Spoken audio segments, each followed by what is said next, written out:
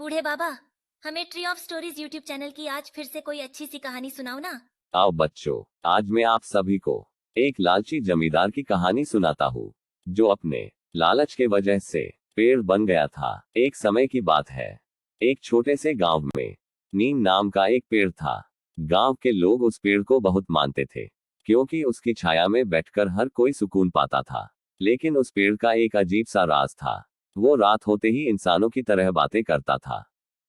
गांव के बच्चों को इस बात का शक तो था, लेकिन किसी ने कभी उसकी बातें नहीं सुनी थी। एक दिन गांव के सबसे नटखट लड़के अर्जुन ने तय किया कि वो इस रहस्य का पता लगाएगा। उसने अपने दोस्त मोहन के साथ एक योजना बनाई। दोनों रात के अंधेरे में पेड़ के पास जाकर छिप गए। रात जैसे जैसे गहरी होती गई, हवा भी ठंडी हो चली। अचानक नीम के पेड़ ने हिलना शुरू किया, उसकी पत्तियां सरसराने लगी। अर्जुन और मोहन ने ध्यान से सुना। पेड़ धीरे धीरे कुछ बड़बड़ाने लगा। इंसानों की दुनिया अजीब है। वे पेड़ों को काटकर घर बनाते हैं और फिर छाया के लिए तरसते हैं। अर्जुन और मोहन ने चौंककर एक दूसरे की ओर देखा। यह सचमुच पेड़ बोल रहा था, लेकिन फिर पेड़ की आवाज उदास हो गई। मैं भी कभी उनकी तरह था, एक इंसान, एक लालची जमींदार, जिसने इस गांव के सारे पेड़ काट दिए थे। लेकिन एक साधु ने मुझे श्राप दिया और तब से मैं पेड़ बनकर गांव की सेवा कर रहा हूँ।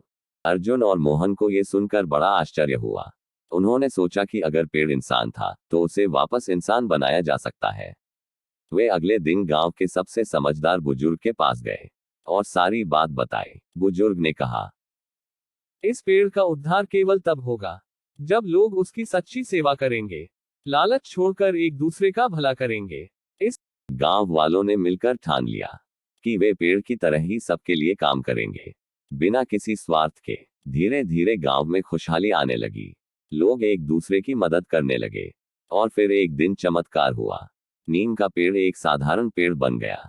उसकी छाया और भी घनी और ठंडी हो गई। गांव के लोग समझ गए कि सच्चा सुख निस्वार्थ सेवा में ही है। तब से गांव में कोई भूखा नहीं सोता और नीम के पेड़ के नीचे हर कोई चैन की नींद सोता है। तो बच्चों, कैसी लगी आज की कहानी? हमें कमेंट बॉक्स में रिप्लाई करके जरूर बताना।